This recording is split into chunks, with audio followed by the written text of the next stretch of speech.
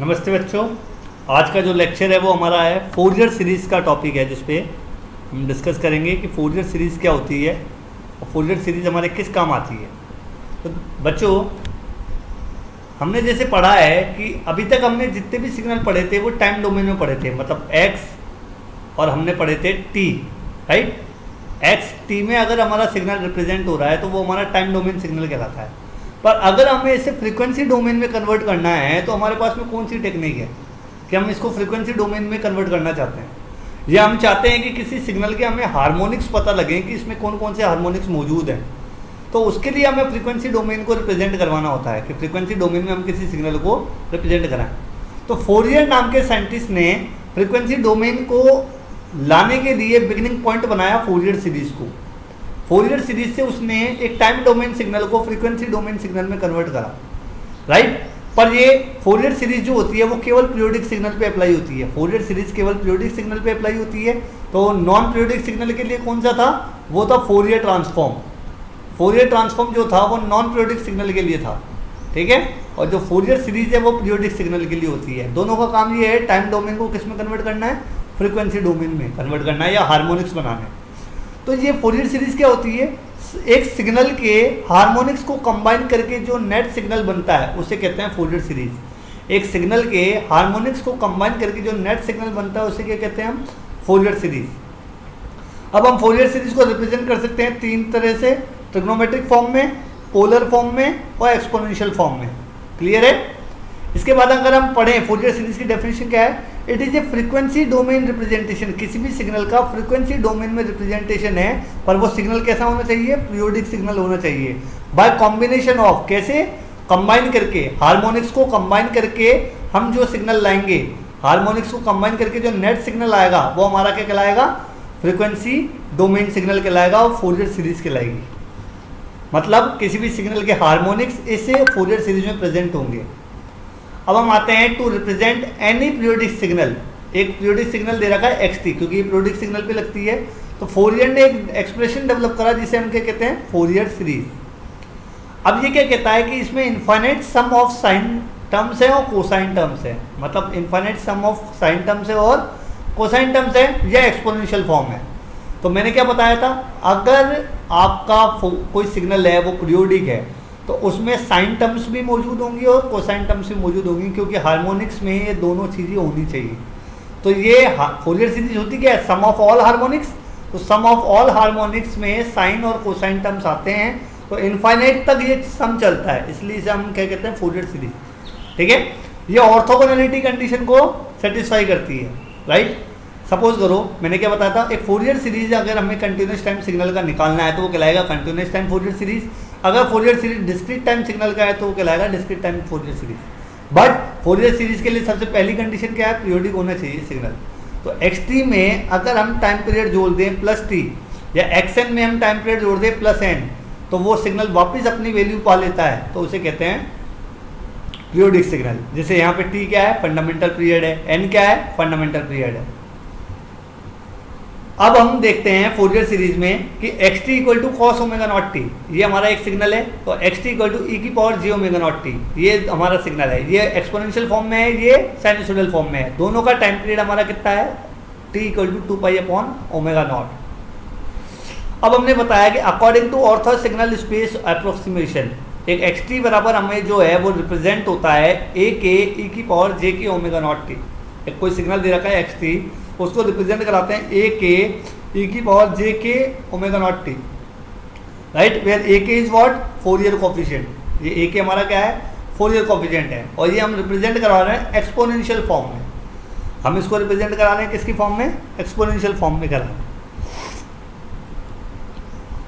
तो यहाँ पे k equal to plus minus 1 रख देंगे तो हमारे जो फंडामेंटल फ्रीक्वेंसी कंपोनेंट आएंगी ओमेगा नॉट, मतलब हमारा फर्स्ट हार्मोनिक निकल आएगा। k equal to plus minus 2 रख देंगे तो हमारा सेकंड हार्मोनिक निकल आएगा। जो फंडामेंटल फ्रीक्वेंसी आएगी वो 2 ओमेगा नॉट आएगी।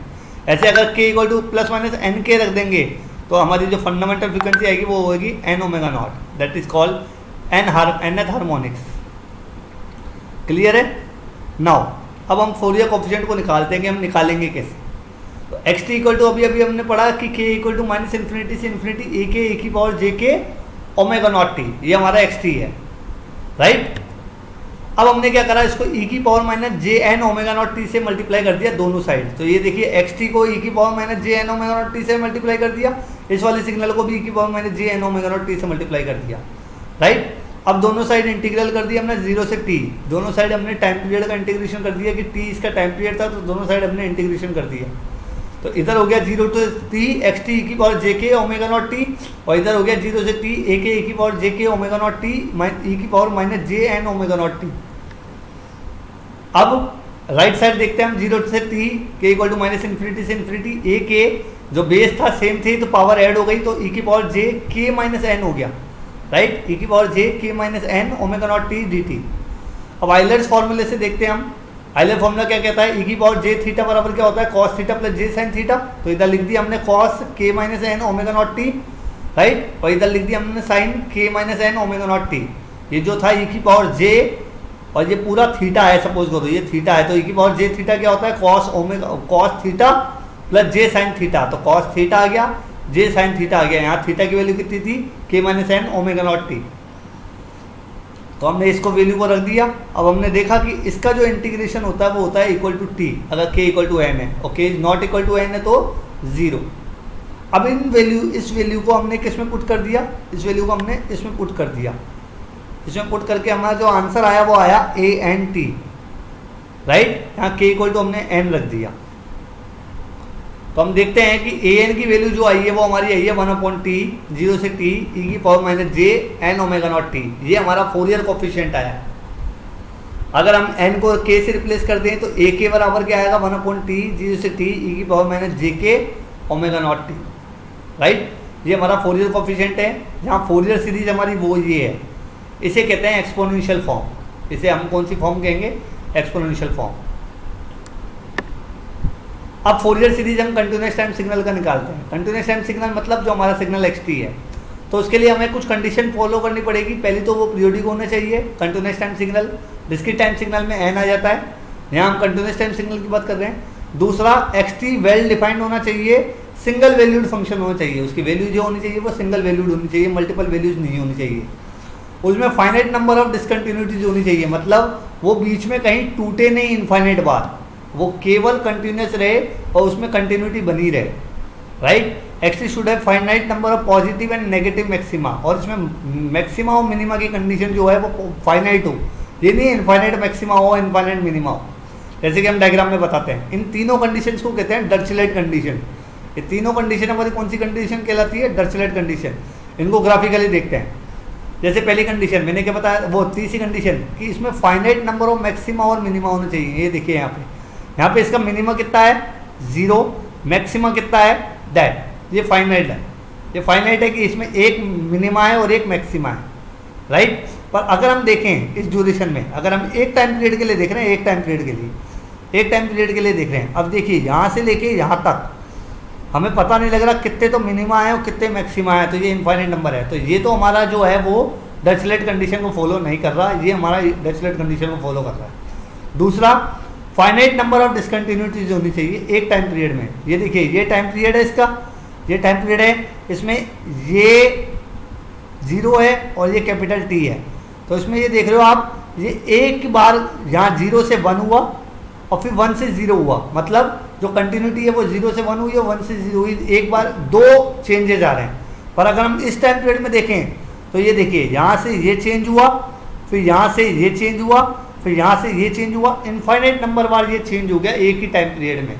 तो डिसकंटिन्यूटी आती जा रही है, इसलिए इसे कहते हैं ये हमारा डर्चलेट कंडीशन को फॉलो नहीं कर रहा है, क्योंकि इनफाइनाइट नंबर नहीं है, इनफाइनाइट नंबर ऑफ डिसकंटिन्यूटीज है, ये हमारा डर्चलेट कंडीशन को फॉलो कर रहा है।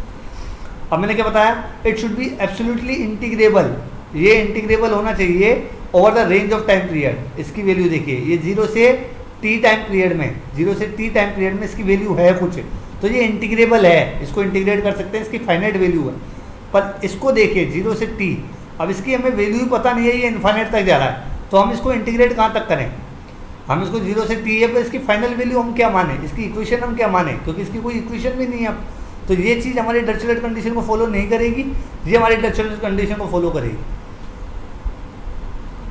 अब हम आते हैं कंटिन्यूस टाइम सिग्नल की फोरियर सीरीज बनाने के लिए। तो कंटिन्यूस टाइम सिग्नल की फोरियर सीरीज बनाने के लिए हम देखते हैं कि हमारा साइन और कोसाइन मिलके एक हार्मोनिक्स बनाते हैं। ये देखिए साइन और कोसाइन मिलके हमारे हार्मोनिक बनाते हैं, राइट है, जिसमें कोसाइन टर्म भी हो और साइन टर्म भी हो, तब वो हमारा हार्मोनिक्स बनता है, एक ऑर्थोगोनल सेट बनता है। जैसे साइन ओमेगा नॉट टी और कॉस ओमेगा नॉट टी, ये दोनों मिलके हमारा एक ऑर्थोगोनल सेट बनाएंगे। साइन ओमेगा नॉट टी और कॉस ओमेगा नॉट टी मिलके एक ऑर्थोगोनल सेट बनाएंगे। Sine 2 omega naught t cos 2 omega naught t, ये मिलके एक ऑर्थोगोनल सेट बनाएंगे। तो हम कह सकते हैं कि sine n omega naught t और cos n omega naught t मिलके एक ऑर्थोगोनल सेट बनाएंगे। क्लियर है? तो हम देखते हैं जो हमारा फोरियर सीरीज है वो ट्रिग्नोमेट्रिक फॉर्म में कैसे लिखा जाता है। एक्स टी एक सिग्नल है, उसको लिखते हैं a naught cos omega naught t, a one cos 1 omega naught t, a two cos omega naught t. ये कोसाइन टर्म आ गई एन तक, ऐसे साइन टर्म आ गई हमारी एन तक।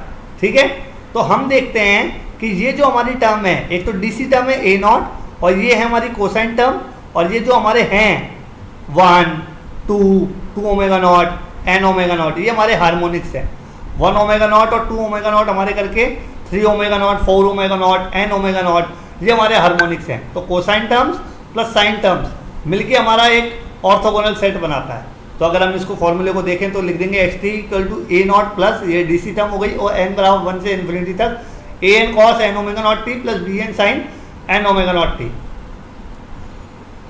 ए एन की वैल्यू जो होती है वो हमारी नॉर्मली होती है 2/t इंटीग्रेशन 0 से t मान लो, या तो ये t नॉट से लेके t नॉट प्लस टी, मतलब टाइम पीरियड होना चाहिए वो कैपिटल T है। एक्स टी जो हमारा सिग्नल दिया हुआ है cos n omega naught t d t, ये ए एन की वैल्यू आ गई। और n बराबर 0 रख दोगे तो आ जाएगा 2/t 0 से t x t d t. और ऐसे बी एन है, बी एन में सेम फॉर्मूला है, बस साइन टर्म लग जाती है, sine n omega naught t d t. अब जैसे हम क्वेश्चन को देखते हैं कि कैसे हम निकालें फोरियर सीरीज। जैसे इस क्वेश्चन है, ये एक्स टी हमारा, इसकी पहले इक्वेशन बनाएंगे तो इसका टाइम पीरियड कितना है t, इसकी इक्वेशन हो गई k/t into t y equal to m x plus c, straight line की इक्वेशन से बना लिया। अब हम जानते हैं फोरियर सीरीज को अपन ऐसे रिप्रेजेंट करते हैं, ए टी इक्वल टू वो x t equal to a naught plus n equal to 1 to infinity a n cos n omega naught t plus b n sine n omega naught t d T.